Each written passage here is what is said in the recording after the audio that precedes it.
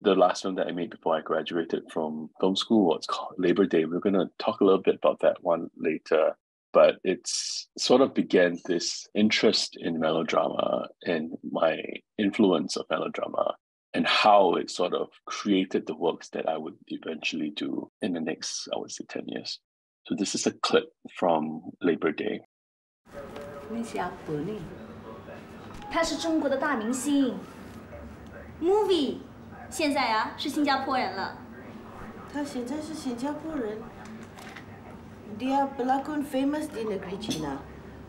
他第一次申請嗎？只是輪到我。人哋咁有名又有才華，梗係要佢啦。你呢？你有乜啊？ So the story is about these three women who lives in an apartment in Singapore. The Malay lady that we see in the film, she's the landlord. She rents her place out to two women, one who is a Malaysian migrant worker who works in Singapore, who aspire to be an actress. She wants to join an annual competition by the national TV station called 才华一出 This is an annual acting competition.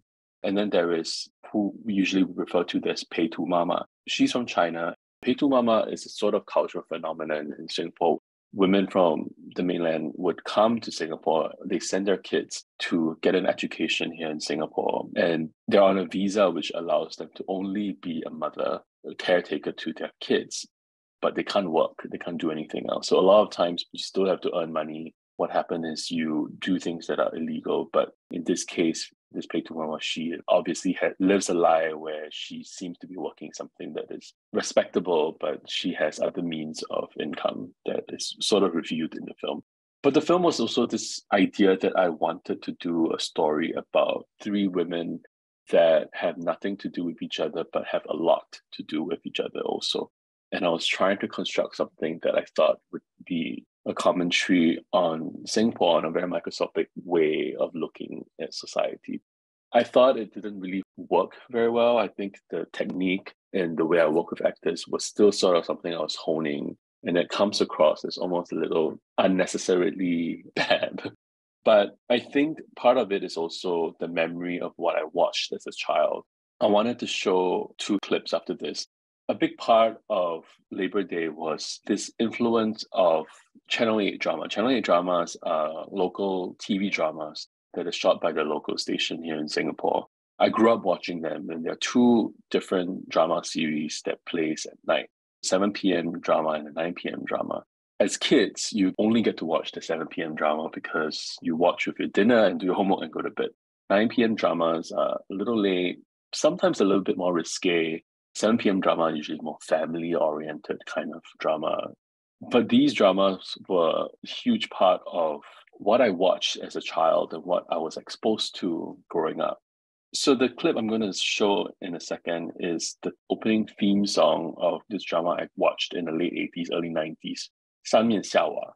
上面下瓦 is about these three women and their friendships that sort of bonded when they were children, and then as they grew older, they reunite, and then this friendship blossomed and also broken.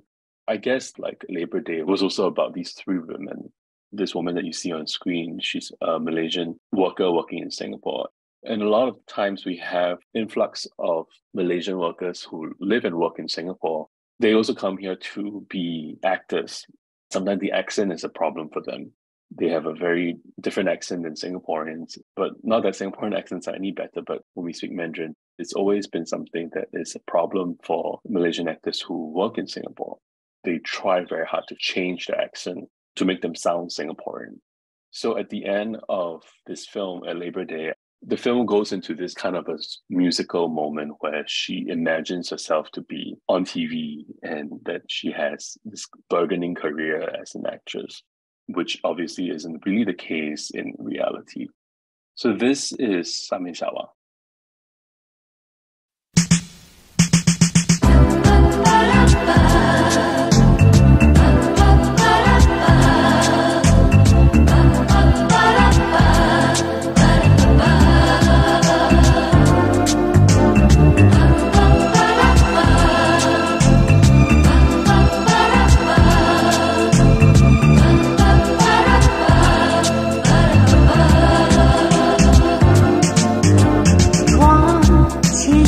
坐，寂寞如昨，一生为情，套上了无名枷锁，没有迷惑，轻行走过，生命没有一二次的抉择。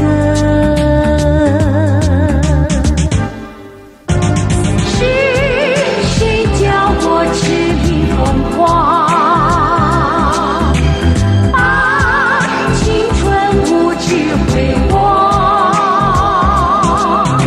是谁叫我跳入漩涡？世人目光也不愿参透。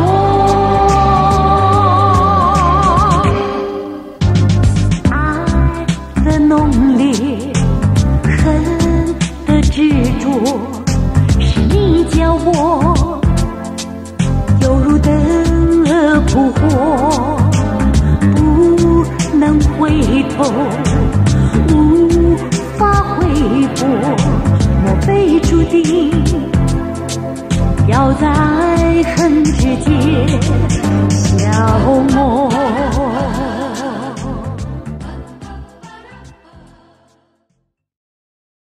So I guess it's a sort of memory for me as a child watching this and the things that you were exposed to watching when you were younger. I guess sometimes form the way that we look at things and the way we see things.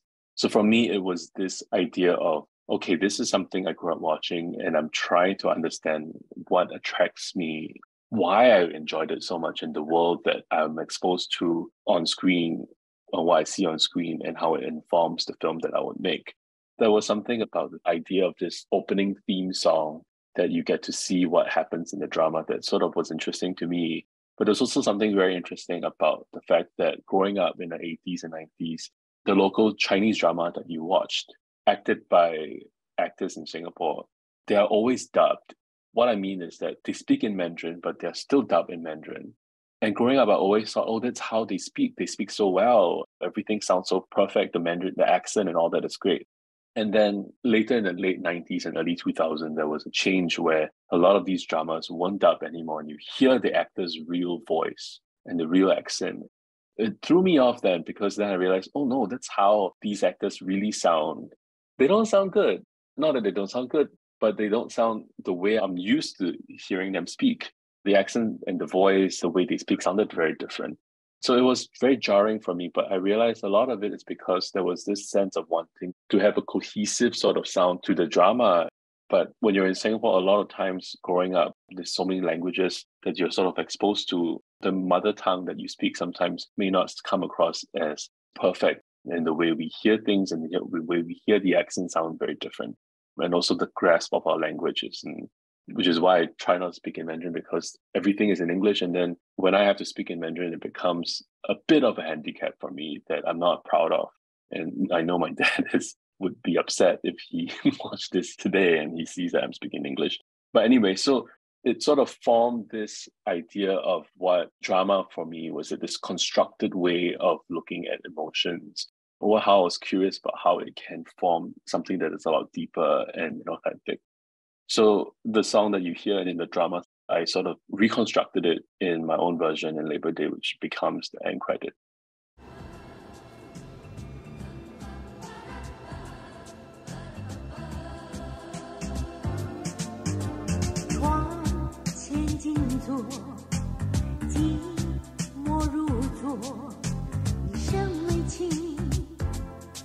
套上了无名枷锁，没有迷惑，轻行走过，生命没有第二次的抉择。是谁叫我痴迷疯狂？ 把青春无知挥霍。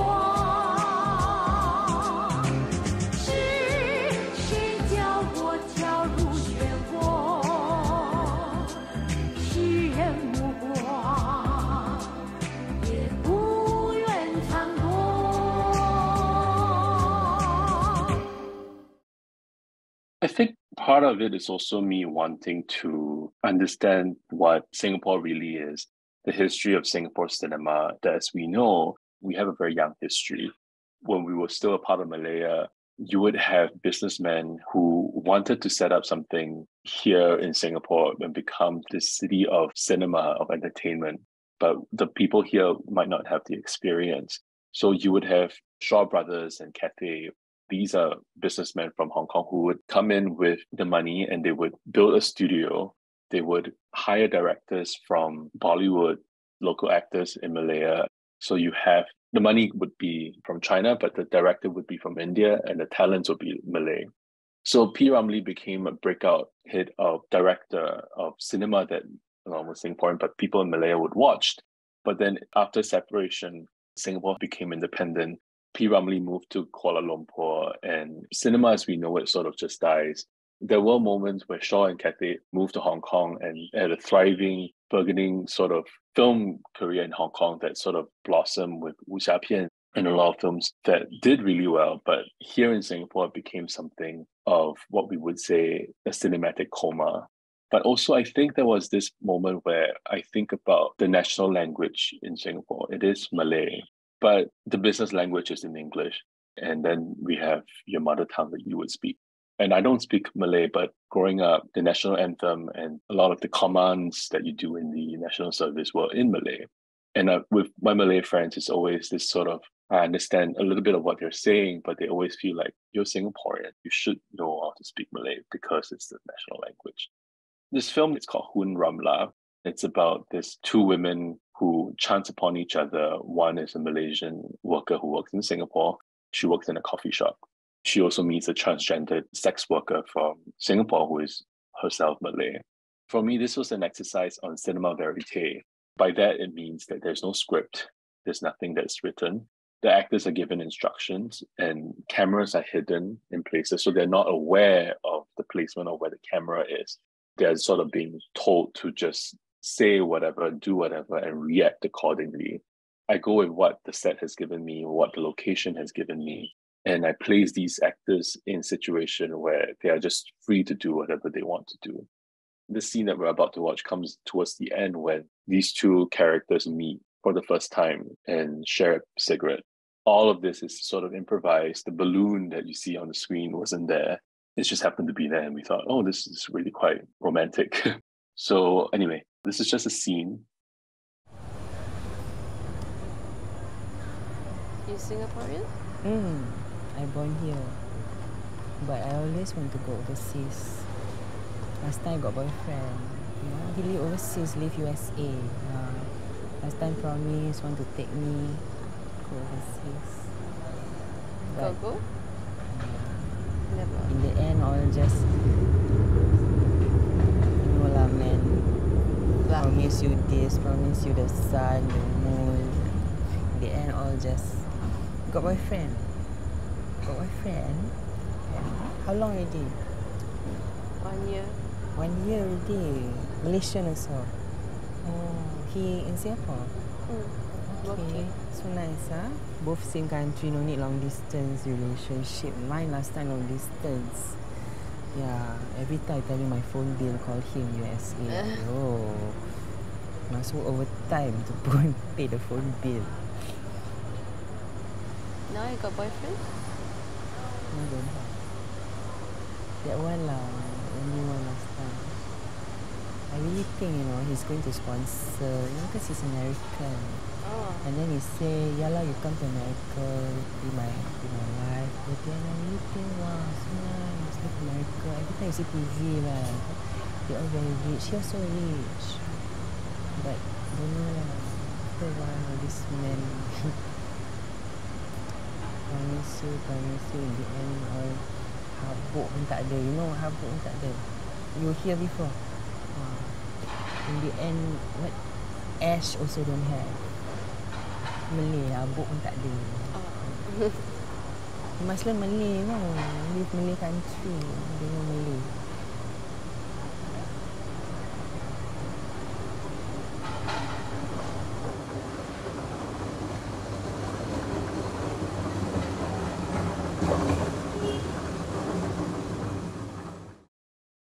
So these two women were talking about their love lives. It was a very casual conversation between two strangers. Ramla, the Malay transgendered sex worker, was talking about wanting to move out of Singapore. There's nothing that keeps her here. And one of the phrases that she's teaching the Malaysian girl, she's trying to say, there's a saying we have in Malay: you give everything and there's nothing left, not even ashes. So that was something that came about between the two actors that I thought was really interesting. But this was also an exercise for me in terms of performance. So the technique is also slightly different from what I was used to. So I was experimenting with various forms of filmmaking that is not so quote unquote traditional.